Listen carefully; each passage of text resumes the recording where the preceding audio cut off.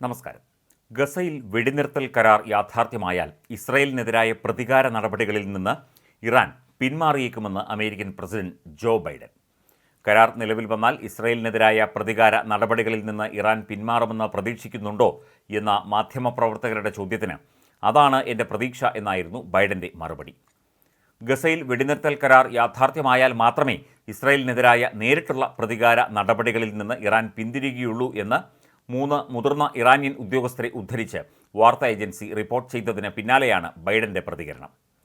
അതേസമയം Hamas Israel യുദ്ധം അവസാനിപ്പിക്കാൻ ആരംഭിക്കുന്ന ചർച്ചകളിൽ ഇസ്രായേലും ഹമാസും പങ്കെടുക്കണമെന്ന് വൈറ്റ് ഹൗസ് വക്താവ് കരീൻ ജീൻ പിയറി ആവശ്യപ്പെട്ടു. ചർച്ചകളിൽ പങ്കെടുക്കുമോ എന്ന കാര്യത്തിൽ ഹമാസ് സംശയം പ്രകടിപ്പിച്ചതിന് പിന്നാലെയാണ് കരീൻ ജീൻ പിയറിയുടെ പ്രതികരണം. ചർച്ചകൾക്കായി ഇരുവിഭാഗവും എത്തണമെന്ന് ഞങ്ങൾ ആഗ്രഹിക്കുന്നു.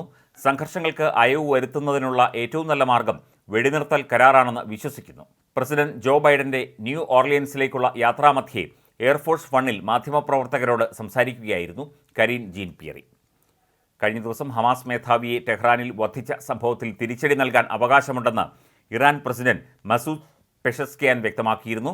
ഗസയിലെ ഇസ്രായേൽ അതിക്രമങ്ങളോട് പാശ്ചാത്യ ലോകം പുലർത്തുന്ന മൗനം നിരുത്തരവാദപരമാണെന്നും അദ്ദേഹം പറഞ്ഞു.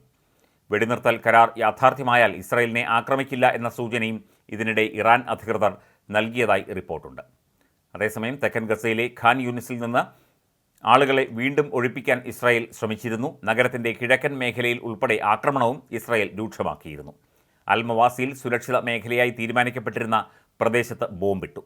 ഇവിടെ 10ഓളം പേർ കൊല്ലപ്പെട്ടു. ഇവരിൽ 2 മാധ്യമപ്രവർത്തകരും ഉൾപ്പെടുന്നു. ഒക്ടോബർ 7-ന് ആരംഭിച്ച യുദ്ധത്തിൽ ഗസയിൽ കൊല്ലപ്പെട്ട മാധ്യമപ്രവർത്തകരുടെ എണ്ണം ഇതോടെ 165 ഖാൻ യൂനിസിൽ 30ഓളം ഇടങ്ങളിലാണ് ഇസ്രായേൽ ആക്രമണം നടത്തിയത്.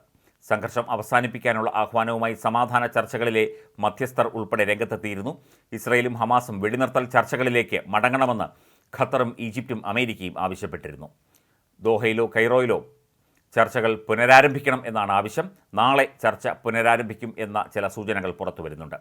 ഇപ്പോൾ പരിഗണനയിലുള്ള വെടിനിർത്തൽ കരാറിൽ എത്രയും വേഗം തീരുമാനമുണ്ടാക്കണമെന്നും രാജ്യങ്ങൾ ആവശ്യപ്പെടുന്നു. മാസങ്ങൾ എടുത്ത് തയ്യാറാക്കിയ വെടിനിർത്തൽ വ്യവസ്ഥകൾ ഇനി നടപ്പാക്കേണ്ട താമസമേ ഉള്ളൂ എന്നാണ് ഇവർ ചൂണ്ടിക്കാട്ടിയത്.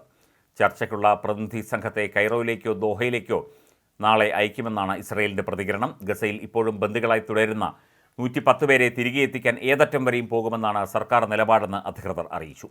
യുദ്ധം എത്രയും വേഗം അവസാനിപ്പിക്കണമെന്ന മധ്യസ്ഥ രാജ്യങ്ങളുടെ ഇടപെടലിനെ സ്വാഗതം ചെയ്തുകൊണ്ട് ബ്രിട്ടീഷ് വിദേശകാര്യമന്ത്രി ഡേവിഡ് ലാമിയും രംഗത്തെത്തി.